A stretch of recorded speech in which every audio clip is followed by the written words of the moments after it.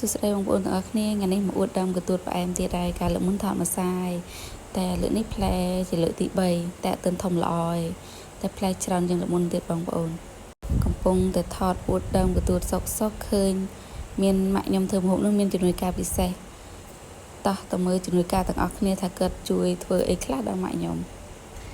ងាប់ហើយនេះយាណែតឲ្យចៅប្រុសមកជួយនេះជួយធ្វើម្ហូបមកជួយឬក៏មកបន្ថែមរវល់នេះអើយបករើអាថ្មីរើអាស្អុយចូលមានណានេះបករួចរើដាក់ក្រូលេងបាទ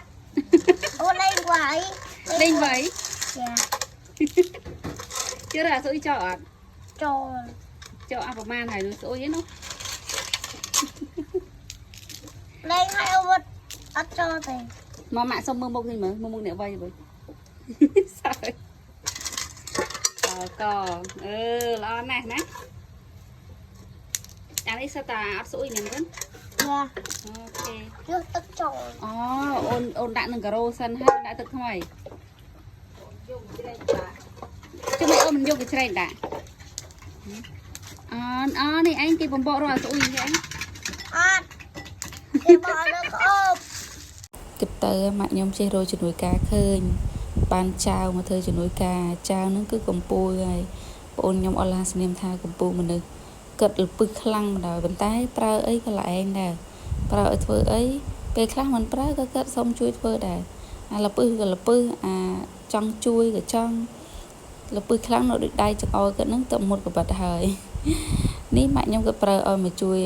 បំបកលាសថាមើលអាណា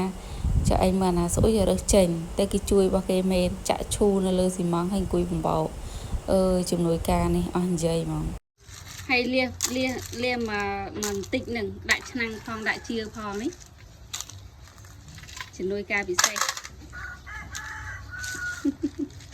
អត់ទេមែនអូអានឹងស្អុយកូនចោលចាក់ចូលគ្នាជំនួយការចុងភៅដាក់ទឹកមកដាក់ទឹកហើយលាងដាក់ទឹកដាក់ទឹកឲ្យលាងចាលាងប៉ុន្មានទឹក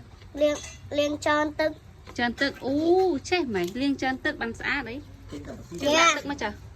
អើយនេះមើលវាគេដាក់ទឹកលាងមកលុយក្រាមណាលានៅក្នុងនេះឲ្យធ្វើមកទៀត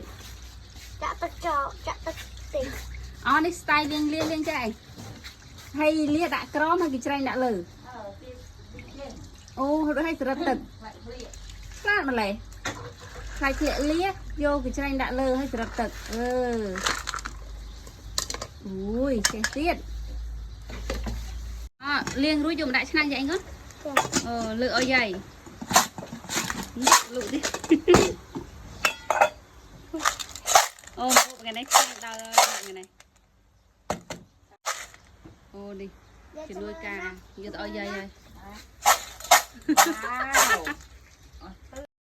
ឥឡូវដល់វគ្គយើងឆាលៀងម្ដង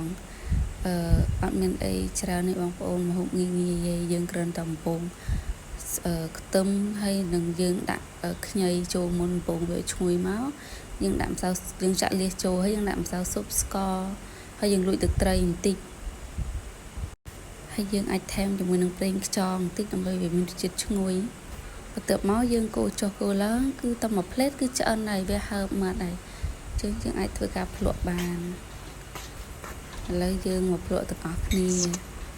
ម្ហូបងាយហើយចំណាយតិចហើយរសជាតិឆ្ងាញ់ខ្លាំងហ្មងអានេះគេហៅថាគ្រឿងសមុទ្រដែរបងប្អូនតែគ្រឿងសមុទ្រទូចលាហ៎ជុំមានតែប៉ុណ្្នឹងឯងបងប្អូនអរគុណបាយបាយជួបគ្នាវីដេអូក្រោយ